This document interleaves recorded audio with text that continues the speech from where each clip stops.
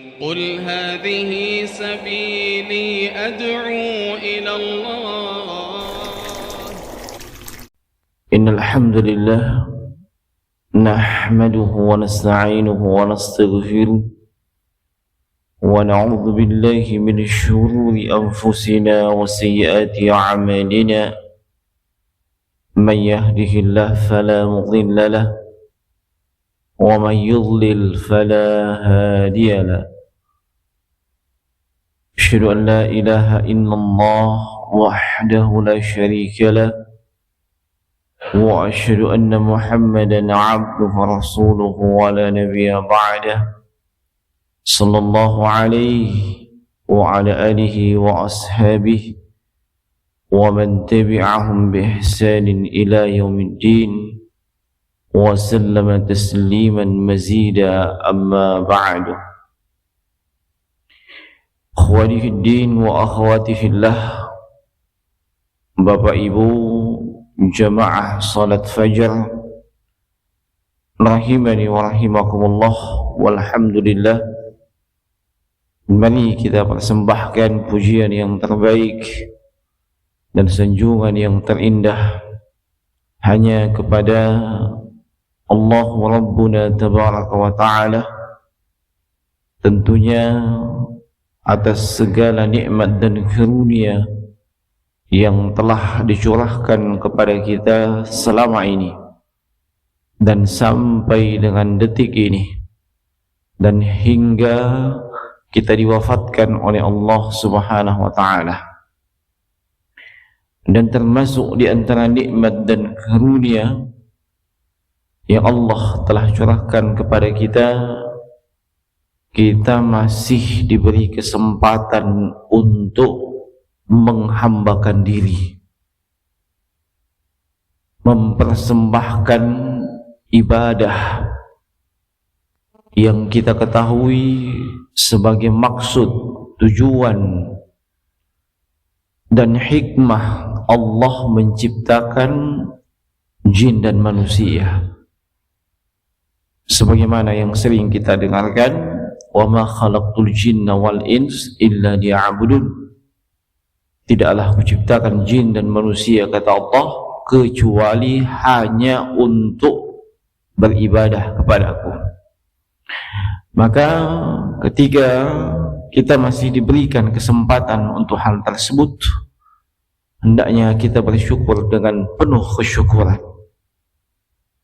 dan kita berusaha untuk mengikhlaskan seluruh ibadah yang kita lakukan hanya kepada Allah Subhanahu wa Ta'ala, dan berusaha semaksimal mungkin meneladani baginda Rasulullah sallallahu alaihi wa alihi wasallam. Jemaah sekalian rahimani wa rahimakumullah, saya juga ucapkan jazakumullah khairan, barakallahu fikum.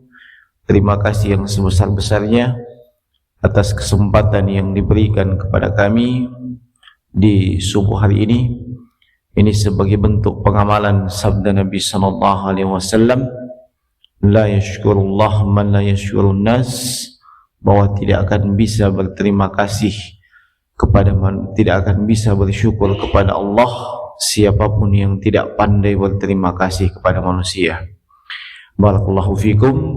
Bapak Ibu hadirin wal hadirat sekalian, sebagai seorang hamba Allah, muslim dan muslimah yang mempersembahkan ibadah kepada Allah sampai dengan wafatnya kita, tentu kita mengharapkan semua yang kita lakukan diterima di sisi Allah, diberikan ganjaran yang terbaik. Sebab itulah yang menjadi bekal kita semua tatkala menghadap kepada Allah Subhanahu wa Ta'ala. Namun jemaah sekalian, kalau kita memperhatikan ayat-ayat dalam Al-Quran ataupun hadis-hadis Nabi sallallahu alaihi wasallam, ternyata kita mendapati ada sejumlah ayat dan hadis yang menunjukkan bahwa ada orang yang melakukan amalan soleh amalan kebaikan, ternyata pahala dari amalan solehnya, pahala dari amalan kebaikannya itu gugur. Ia tidak mendapatkan apa yang seharusnya ia dapatkan, tidak meraih janji Allah Subhanahu wa ta'ala, padahal dia sudah beramal, dia sudah melakukan kebaikan. Sebagai contoh, ayat yang sering kita dengarkan setiap Jumat, Allah Subhanahu wa ta'ala berfirman,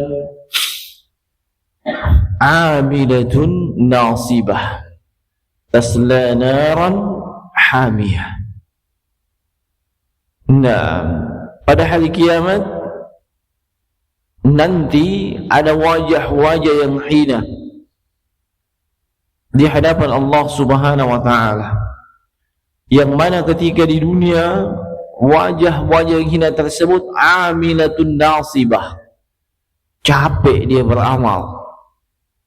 Nasibah itu ta'ab, letih, dan biasanya keletihan itu disebabkan salah satu dari dua hal atau bahkan kedua-duanya, yaitu yang dia amalkan banyak atau continue, tidak pernah putus. Makanya disifati dengan nasibah, ta'ab, letih, capek dia beramal, ya, capek dia melakukannya. Tapi ayat yang selanjutnya Allah sebutkan tasla naran hamiyah, justru dimasukkan ke dalam neraka, justru dimasukkan ke dalam neraka, padahal dia sudah capek beramal, ya, capek melakukan amalan. Kemudian di ayat yang lain dalam surah Al-Furqan, Allah Subhanahu wa ta'ala berfirman, wa qadimna ila ma 'amilu min 'amalin faj'alnahu haba'an mansura. Pada hari kiamat Allah Subhanahu wa ta'ala menghadapi seluruh amalan-amalan kita, menghadapi seluruh amalan-amalan hambanya, dan ada di antara amalan-amalan hambanya tersebut Allah sebutkan faj'alnahu haba'an mansura, kami jadikan seperti debu yang berterbangan, tidak ada manfaatnya, tidak ada gunanya. Dan di dalam ayat yang lain dalam suratul Kahfi, di penghujung surah Al-Kahfi, Allah Subhanahu wa ta'ala berfirman, qul hal nunabbi'ukum bil akhsarina a'mala, maukah kukabarkan kepada kalian orang yang paling merugi perbuatannya, paling merugi amalannya, alladzina dhalla sa'yuhum fil hayat dunya, yang usahanya apa yang dia lakukan tersesat di kehidupan dunia ini, wa hum yahsabuna annahum yuhsinuna sun'a, tapi dia merasa sudah melakukan yang terbaik, dia meyakini bahwa inilah yang terbaik yang saya sudah lakukan. Tapi Allah sebutkan akhsarina amala, ini orang yang paling rugi, ya. Nah, dari sini menunjukkan jemaah sekalian bahwa ternyata kita tidak hanya disuruh melakukan suatu amalan, tidak hanya diperintah untuk beribadah, tidak hanya diperintah untuk melakukan kebaikan, tetapi juga hendaknya diperhatikan hal-hal yang sangat mempengaruhi amalan kebaikan tersebut. Seperti misalnya syarat-syarat diterimanya amalan soleh berupa keikhlasan, demikian pula ittiba, meneladani baginda Rasulullah sallallahu alaihi wasallam, dan juga menjauhi hal-hal yang bisa membuat amalan soleh kita itu pahalanya menjadi nol. Nah, sebab tentunya itu yang kita harapkan di hari kemudian nantinya, ya, pahala dari amalan soleh kita. Nah, secara ringkas, yang pertama yang bisa membuat pahala dari amalan soleh kita menjadi lenyap, hilang, sirna dan tidak berbekas, yaitu riddah. Apa itu riddah? Murtad, keluar dari agama Islam, ya, mengganti agamanya. Allah Subhanahu wa taala berfirman, "Wa man yartadid minkum an dinihi fayamut wa huwa kafir." Siapa saja di antara kalian yang murtad dari agamanya, keluar dari Islam, kemudian ia meninggal dalam keadaan hal tersebut, ya, ia tidak bertaubat dan kembali kepada Islam, ia meninggal di atas murtadnya, wa huwa kafir, Allah mengatakan dia itu kafir. Ulaika habidat a'maluhum fid dunya wal akhirah. Itulah yang habitat, terhapus seluruh amalan yang telah dia lakukan, baik di kehidupan dunia juga nanti di kehidupan akhirat. Kembali ke angka nol, kembali nol. Walaupun mungkin dia sudah puluhan tahun beribadah, mungkin dia sudah melakukan ibadah umrah, ibadah haji, ibadah yang membutuhkan biaya yang luar biasa, tapi begitu murtad, keluar dari Islam, semuanya itu seperti debu yang berterbangan. Semuanya itu akan menjadi nol besar, ya. Dan Allah berfirman, wa ulaika ashabun nar hum fiha khalidun. Itulah penduduk neraka nantinya ketika di akhirat. Maka hendaknya kita berhati-hati, ya, menjaga diri kita, menjaga keluarga kita, dan secara umum kaum muslimin hati-hati dari bahaya riddah ini. Sebuah fenomena yang kita saksikan di zaman ini, kita mendengar, kita melihat, termasuk melalui sosial media. Begitu mudah seseorang itu ganti-ganti agama, begitu mudah seseorang itu menukar keyakinannya, entah disebabkan cinta, lope, ada juga yang disebabkan oleh harta benda dan seterusnya. Waliyadzubillah. Ini bukan perkara yang enteng jemaah sekalian. Ini yang pertama. Kemudian yang kedua, yang bisa menggugurkan pahala dari amalan soleh kita adalah kesyirikan dengan semua variannya, kesyirikan dengan semua jenis, model dan bentuknya, ya. Dan secara umum kesyirikan terbagi dua. Ada kesyirikan yang akbar, ada kesyirikan yang asgar. Ada kesyirikan yang besar, ada kesyirikan yang kecil. Dan Allah Subhanahu wa taala menyebutkan secara umum dalam Al-Qur'an, wa laqad uhiya ilaika wa ilal ladzina min qablik, sebagaimana dalam surah Az-Zumar, dan sungguh telah diwahyukan kepadamu wahai Muhammad sallallahu alaihi wasallam, dan juga wa ilal ladzina min qablik, dan juga kepada nabi-nabi sebelum engkau, la in asyrakta la yahbatanna amaluka wa la takunanna minal khasirin. Kalau engkau melakukan kesyirikan, la yahbatanna amaluka, pasti akan terhapus seluruh amalanmu. Ayat ini jemaah sekalian, di potongan ayatnya dimulai dengan taukid, penegasan. Lamnya lam taukid, kemudian nun di belakang la yahbatanna, nunnya juga nun taukid. pasti dan pasti terhapus. Yang diancam dalam ayat ini siapa? Rasulullah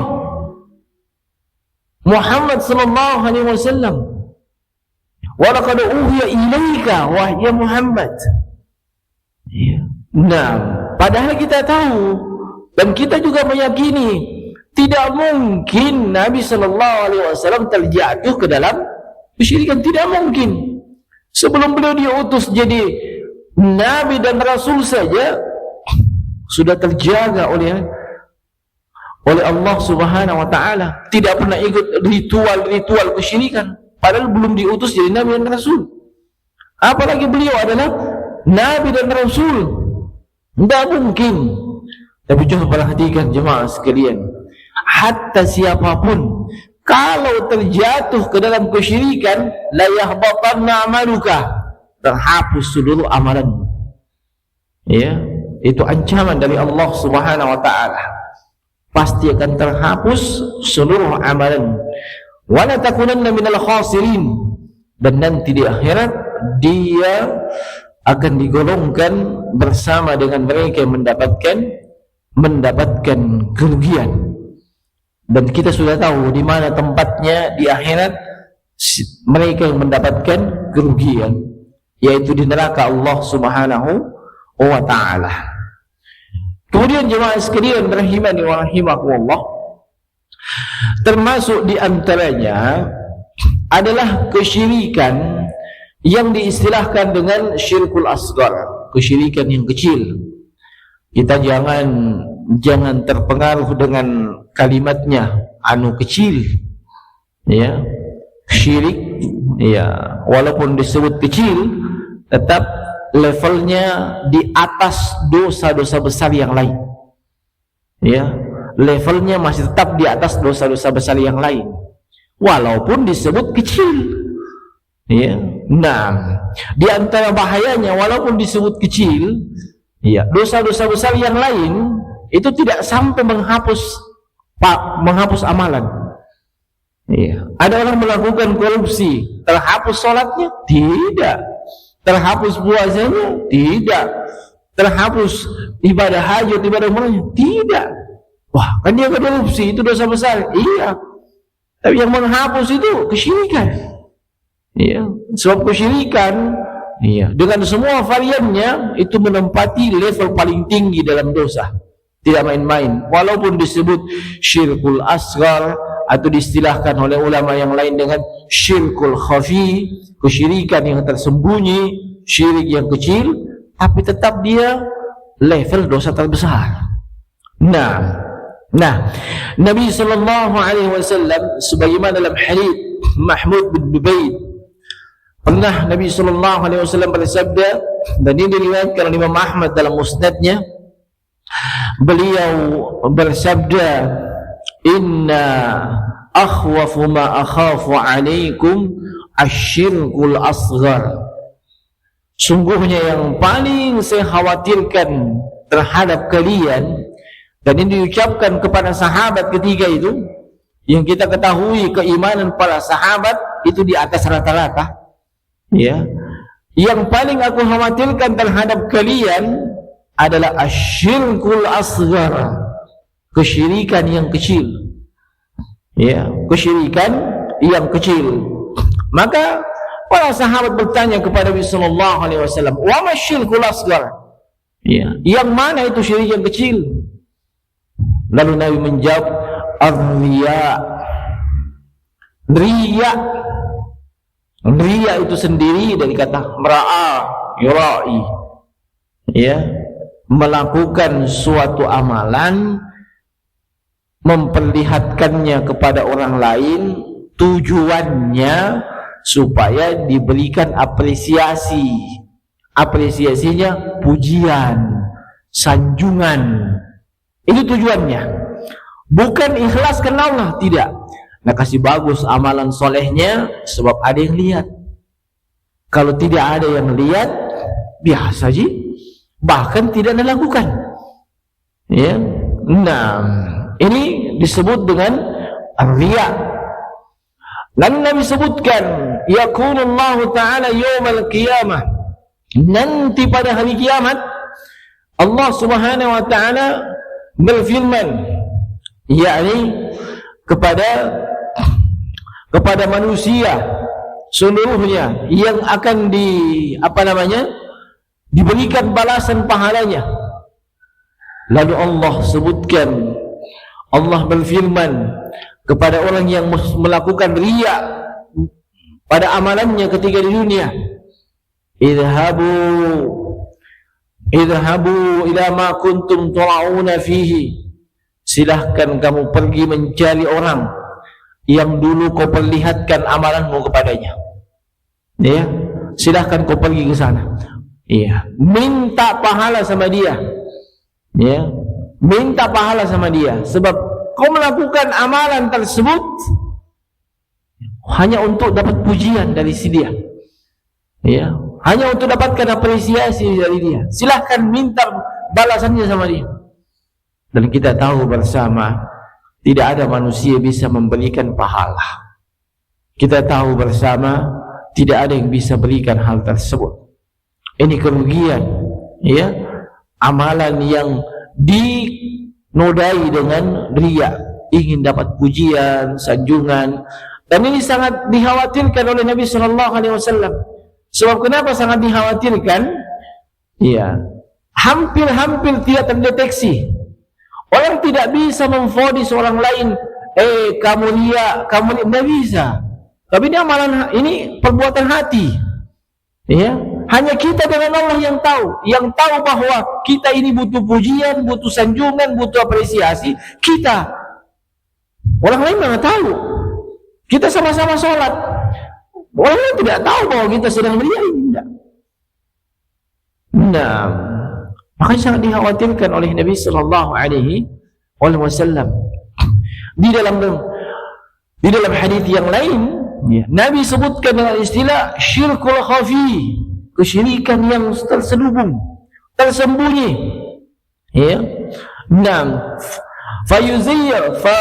fayakumu rajulu fayusalli fayuzayyinu salatahu. Nabi kasih gambaran, ada yang berdiri solat, kemudian fayuzayyinu salatahu, nah kasih bagus solatnya, ya. Nah, ini ketika ada yang lihat. Ketika sendiri biasa-biasa, ya, kalau bahasa sederhananya, ketika solat sendiri mungkin 2 menit 3 menit, ya. Tapi kalau ada yang lihat dia sholat, mungkin sampai 10 menit. Ya, lebih parahnya lagi kalau tidak ada yang lihat, mungkin tidak sholat. Ya, nah, fayuzayyinu salatahu.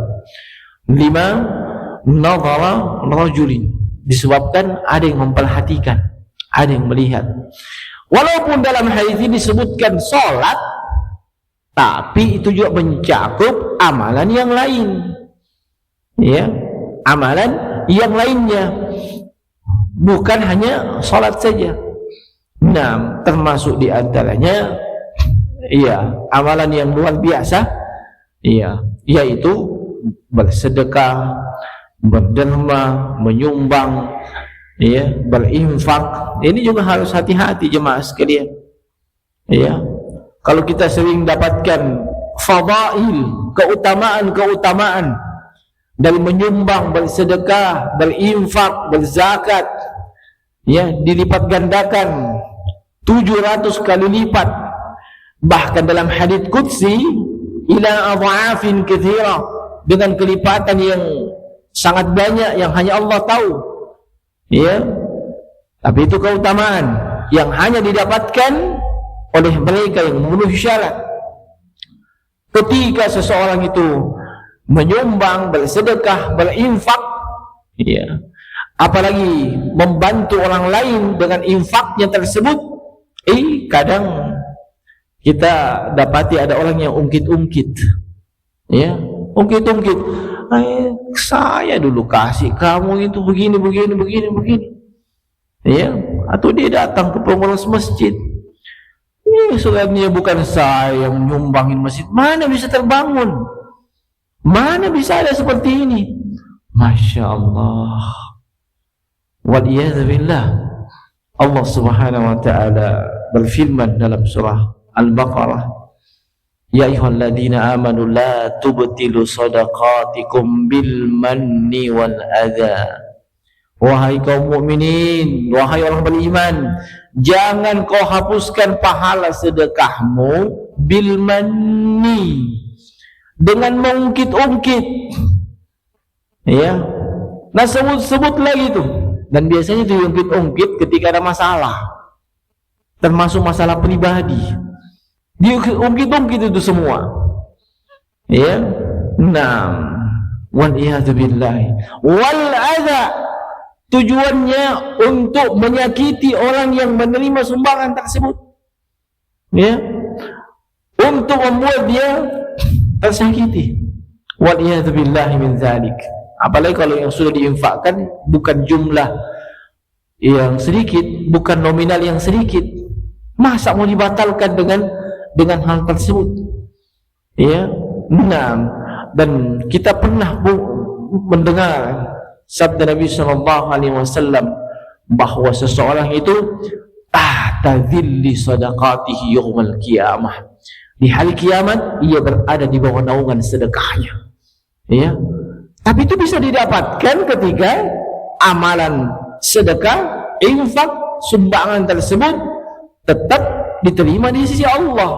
Tidak pernah diungkit-ungkit, tidak pernah menyakiti orang yang mendapatkan manfaat dari hal tersebut. Ya. La tubtilu shadaqatikum bil manni wal adha kalladzi yunfiqu malahu ria'an nas.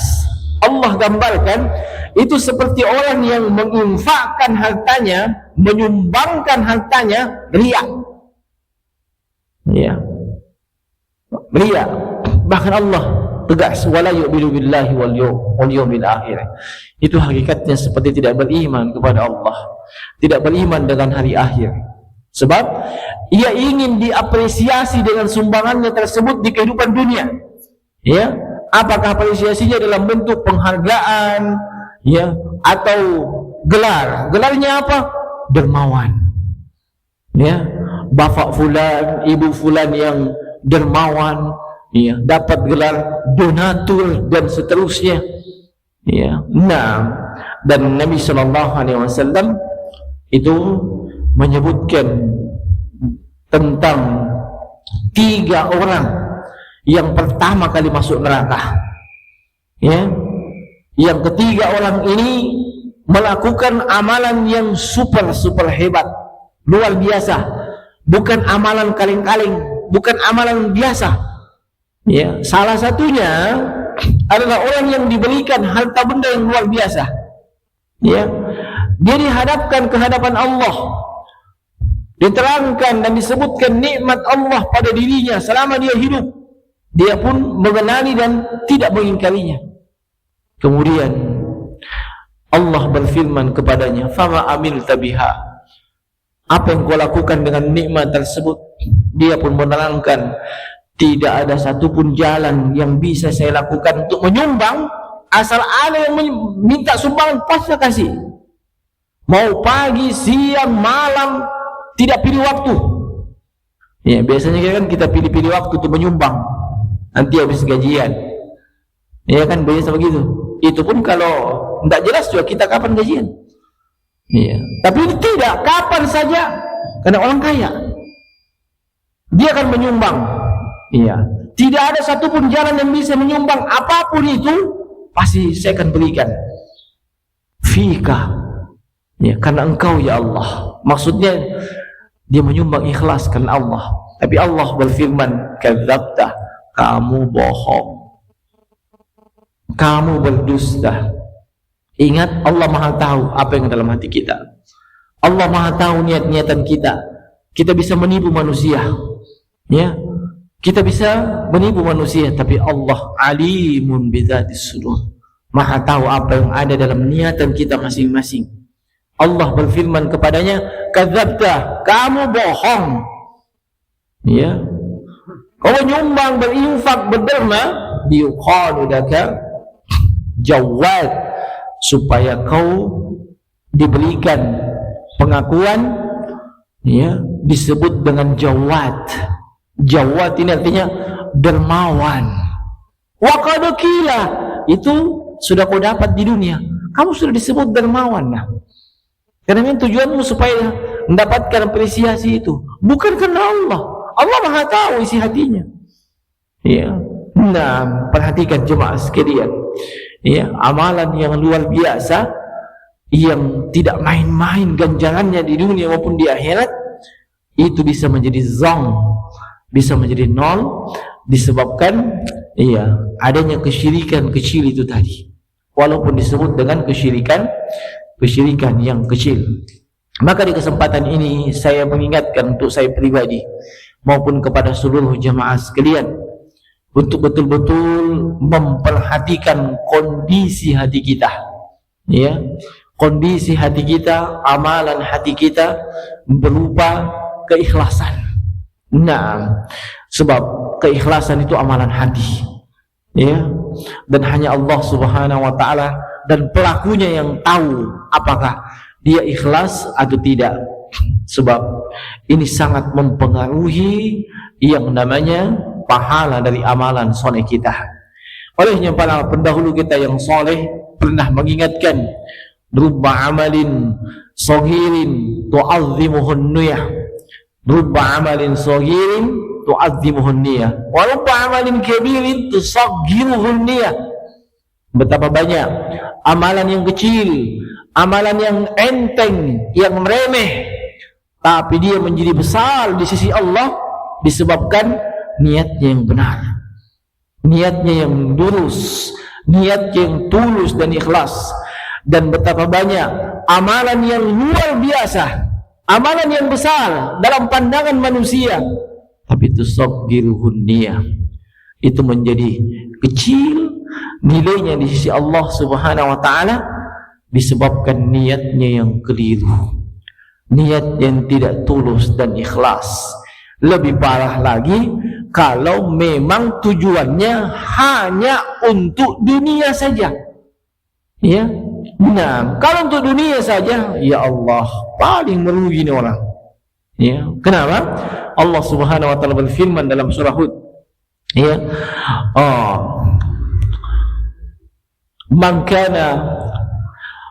Man kana yuridu hayata dunya wa zinataha nuwaffi ilaihim a'malahum fiha wa hum fiha la yubkhasun. Barang siapa yang tujuannya, nawaitunya bahasa kita, maksudnya dia melakukan amalan soleh, amalan kebaikan hanya untuk mendapatkan dunia dan perhiasannya. Apakah itu untuk mendapatkan harta, tahta, pangkat, wanita dan seterusnya? Dia melakukan amalan soleh hanya untuk dapat itu semua, bukan pahala. Maka nuwaffi ilaihim a'malahum fiha, Allah akan berikan, ya, sesuai dengan yang Allah takdirkan untuk dia. Allah akan berikan kalau dia mau dunia. Wa hum fiha la yubkhasun, Allah tidak akan merugikan dia, akan diberikan. Tapi lihat ayat selanjutnya, ulaika alladzina laisa lahum fil akhirati illa an-nar. Itu orang yang nanti di akhirat tidak ada bagiannya kecuali neraka saja. Ya, nah, tidak ada bagiannya kecuali neraka saja. Ini sangat merugi. Kenapa?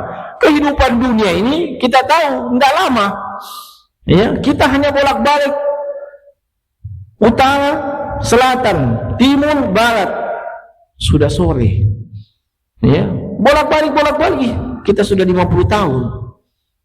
Nah, sudah pensiun.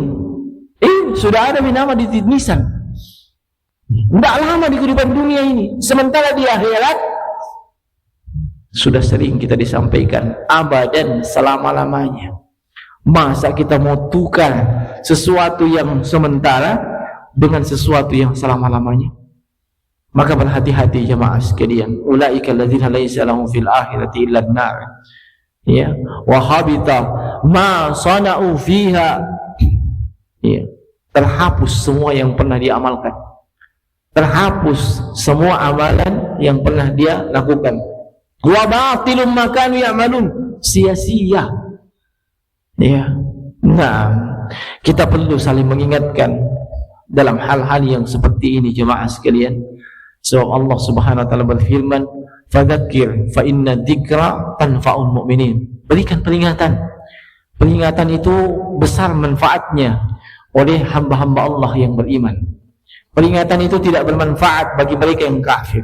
Sebab apapun yang mau disampaikan kepada orang kafir, itu mereka tidak akan mau dengar. Tapi untuk mereka yang betul-betul beriman kepada Allah, beriman akan adanya hari pembalasan, itu hendaknya kita saling ingat, mengingatkan. Nah, dan saya menyampaikan ini bukan bermaksud menyatakan saya yang paling suci, saya yang paling hebat, paling jago, paling tidak punya dosa. Saya manusia biasa seperti kita semua.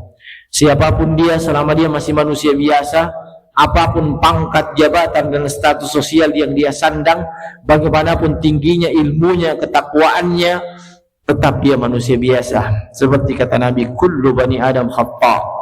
Setiap anak cucu Adam, setiap manusia banyak salahnya, banyak kelirunya, siapapun dia.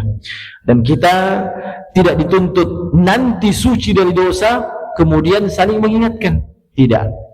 Ya, olehnya kembali saya ingatkan diri saya maupun kepada seluruh jemaah sekalian, hati-hatilah dari segala sesuatu yang bisa menggugurkan pahala dari amalan soleh kita.